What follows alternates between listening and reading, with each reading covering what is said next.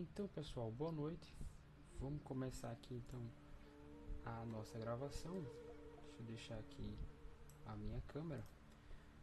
Bom, então a história aqui é o seguinte: eu me propus, junto com o pessoal lá do grupo do WhatsApp, a apresentar aqui, né, um pouco sobre o sistema Bandeira do Elefante da Arara. Então, esse é um guia para narradores iniciantes que queiram aprender o sistema, certo? Então eu espero que vocês curtam, aproveitem aí o vídeo e qualquer interação a mais deixa aqui nos comentários, tranquilo? Então meu nome é Henrique Costa, eu tenho uma página no Instagram para falar sobre RPG, quem quiser seguir vou deixar o arroba aqui na tela e vou deixar também nos comentários, combinado? Então vamos lá.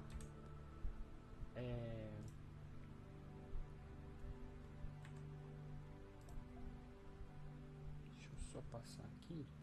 Vamos lá, então na apresentação de hoje o que, é que a gente vai ver? A gente vai ver, vou primeiro abrir com vocês alguns objetivos e premissas, vamos falar um pouco sobre o autor, qual foi a origem desse produto, desse jogo, qual é a proposta do cenário em si, como é abordado então aí o sistema de regras desse cenário, como foi que o autor pensou esse sistema de regras. A gente vai debater um pouco sobre como narrar as aventuras do sistema. E aí a gente vai para uma coisa um pouco mais geral.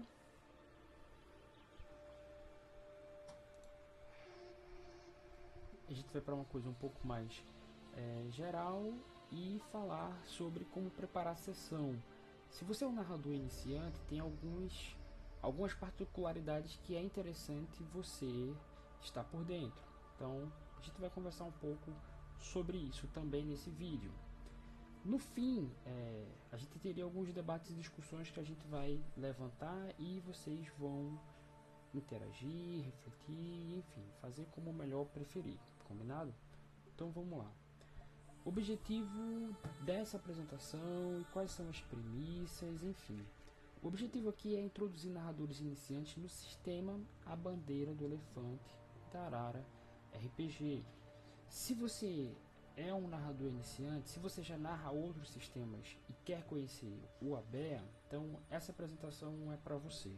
Para você conhecer o produto, para você conhecer sua origem, para você conhecer as principais características e, caso seja de seu interesse, ir atrás do produto, ir atrás de mais informações. Premissas. Eu preciso que você já saiba o que é RPG, que você tenha vontade, que você tenha o desejo de narrar uma sessão de jogo de RPG. Então, quem sabe no final aí você acabe, né, se interessando em ser um narrador. Então, vamos lá. Sobre o autor.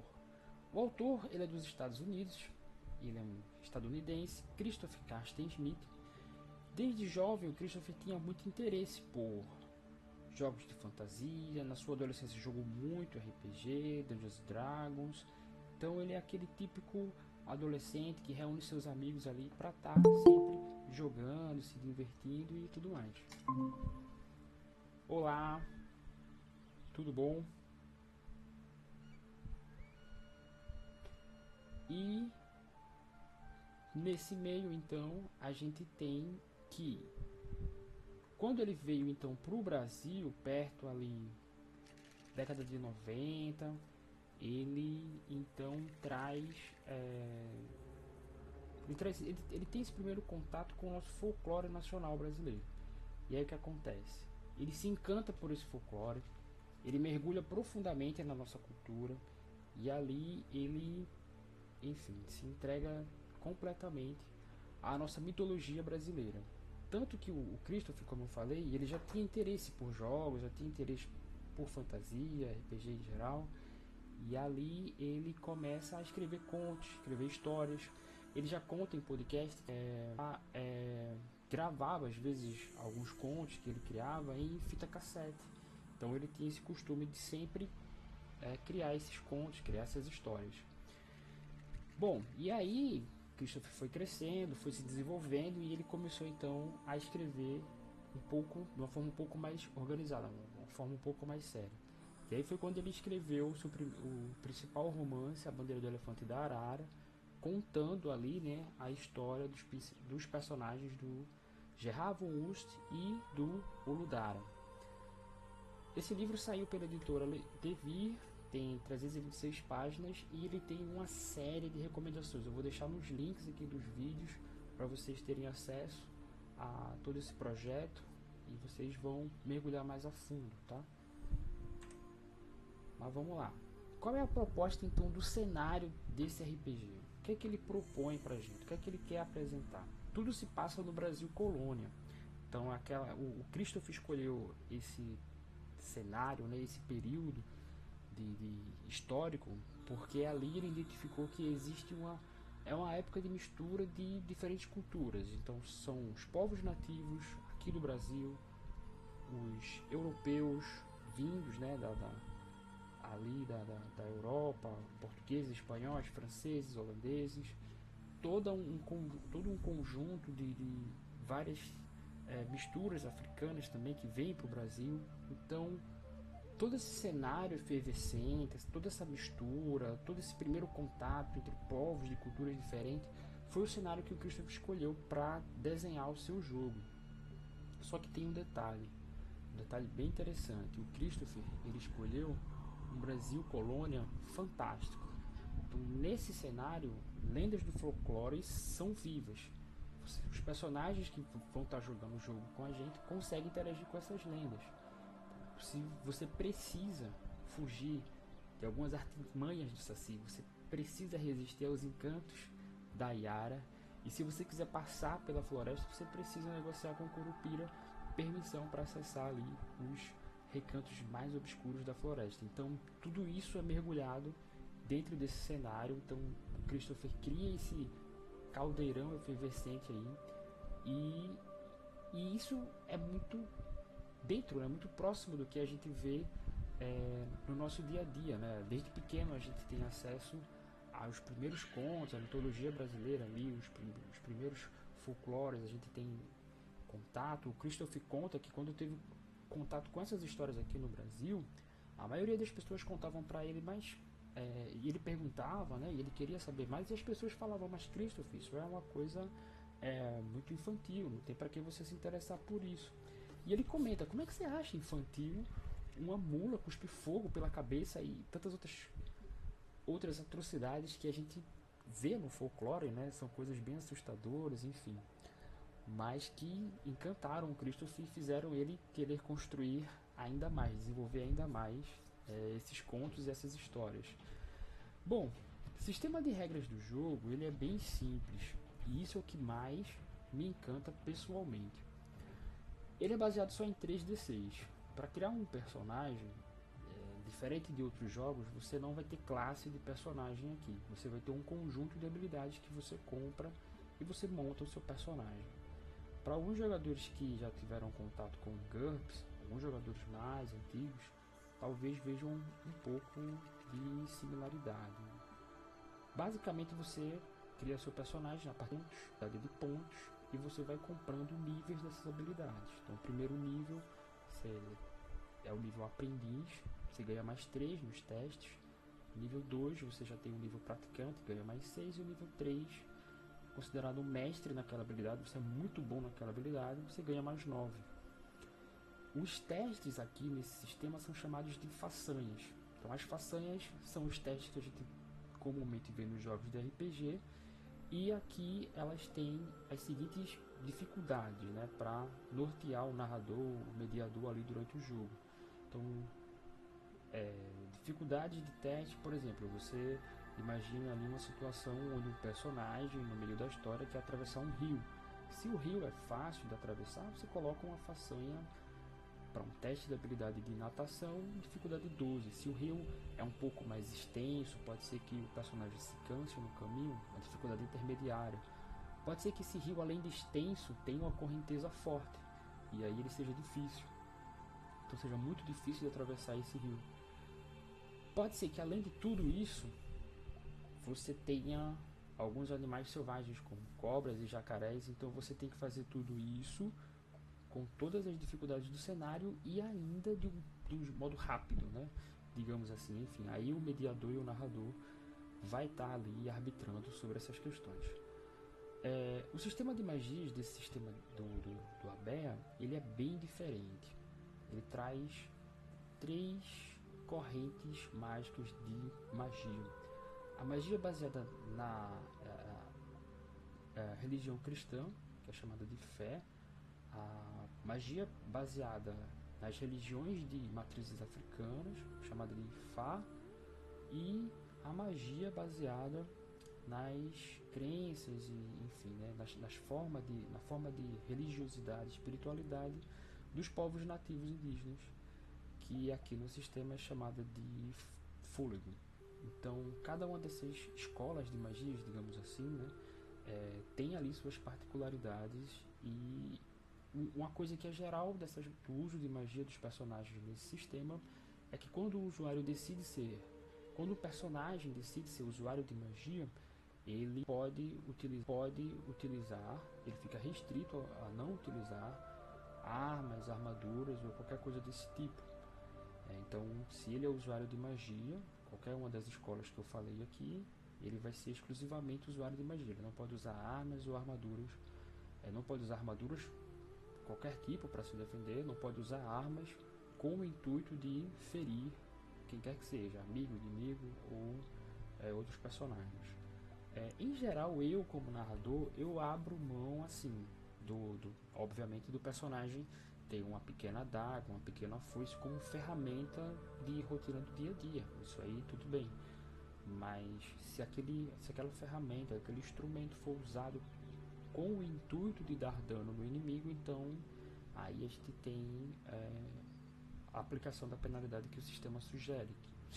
Basicamente, o usuário ele vai ficar impedido por um tempo de acessar magia. E aí o mediador, o narrador, pode contar histórias em cima disso. Acho que agora o personagem ele tem que, por exemplo, se ele for da escola de magia da religião da fé cristã, ele precisa rezar uma missa, ou pagar alguma penitência, ou fazer uma confissão.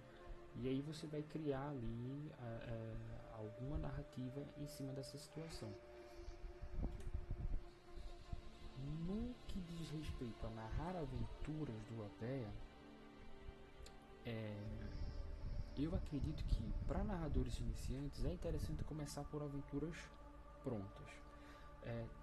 Ainda falando um pouquinho sobre regras, aqui eu não estou estendendo todos os detalhes, todas as premissas de regras. É claro que mais detalhes no livro de regras, a ideia aqui não é esgotar todo o tema, mas pelo menos dar uma introdução para vocês saberem que não é tão difícil assim. É um sistema bem tranquilo, bem fácil, não tem grandes dificuldades. Questão de narrar aventuras, eu recomendo muito narrar aventuras prontas para quem é iniciante. Assim você vai se familiarizando com uma estrutura de uma aventura, como propor encontros, como propor conflitos, como mediar esses encontros, esses conflitos, como tratar as resoluções, né? Principalmente encontros sociais e encontros de combate, que são, enfim, né, os principais no meio do RPG. E aventuras como essa, o Veneno de Arahaka, ela tem um encontro final bem interessante. Tem, enfim, um boss numa masmorra, um encontro final. Enfim, eu posso dar spoiler, que eu imagino que quem está assistindo isso aqui são narradores. E as várias aventuras que eu encontro no Abea, elas sempre têm esse encontro final com esse boss. É sempre uma aventura que no final é bem emocionante, é bem cativante. Então vale a pena ficar de olho nas aventuras oficiais e pesquisar também em alguns grupos de WhatsApp, Facebook, trocar ideia com o pessoal que produz material próprio. Você vai ter acesso também a ótimas aventuras ali. Então comece com aventuras prontas, entenda como a estrutura funciona, qual a proposta daquela aventura. Geralmente as aventuras prontas têm um mapa, tem uma localização, você pode apresentar isso para os seus jogadores de início, e fazer a preparação inicial dessas aventuras fica mais fácil para você. Então, continuando aqui, como preparar uma sessão?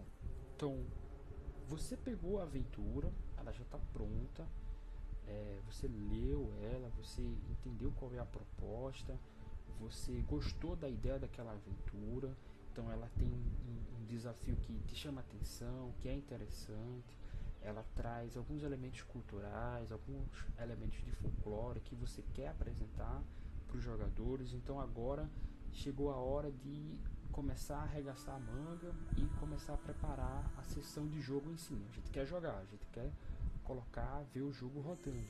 Então vamos lá. Para você que é mestre iniciante e ainda não tem muita familiaridade sobre o que é mestrar uma sessão de jogo, é importante a gente considerar alguns tópicos, tá? Então vamos ver aqui. Primeiro, você quer decidir, você precisa decidir como você vai narrar esse jogo. Vai ser uma sessão presencial, vai ser online? Então pensa um pouco sobre qual o formato mais confortável para você. Cada formato tem seus pontos positivos e negativos, então pensa um pouco. Jogar presencial é muito bom, você vai ter o contato físico ali com as pessoas, mas às vezes pode ser que falte espaço, falte agenda, a logística às vezes da sua cidade não ajuda a reunir todo mundo no mesmo local, às vezes as pessoas moram muito longe do centro da cidade, distante, enfim, fica difícil encontrar todo mundo. Então a alternativa de um jogo online pode trazer muitos benefícios, né? Eu jogo muito semanalmente, jogo online com várias pessoas, sinto falta do mesa presencial, mas enfim, enquanto não acontecem as mesas presenciais, a gente vai jogando online. E é super interessante, você conhece pessoas do Brasil todo o país, jogam com pessoas de diferentes estados, já joguei com pessoas de outros países, então é uma experiência muito interessante. Reúna pessoas com interesse em jogar. É muito interessante você reunir pessoas que realmente queiram jogar. Não reúna os amigos mais próximos ou seus familiares, pessoas que você só quer que elas participem porque o interesse é seu de mediar, de narrar aquele jogo, aquela aventura. Procure pessoas em fóruns de RPG, como falei no começo, grupos de Facebook, grupos de WhatsApp, pessoas que tenham interesse de fato em jogar. Isso aqui é muito importante, tá? Eu vou adiantar um outro tópico aqui, que é: sentou na mesa, aceitou a missão. Às vezes a gente passa muitas mesas de RPG, eu já vi por aí, e já aconteceu comigo também, o início da sessão do jogo é basicamente o narrador tentando convencer os personagens dos jogadores a aceitar a missão. Às vezes, geralmente eu corto muito essa introdução. Eu levo as pessoas, os personagens. Se os jogadores estão na mesa ou estão na sessão de jogo, é porque os personagens aceitaram a missão.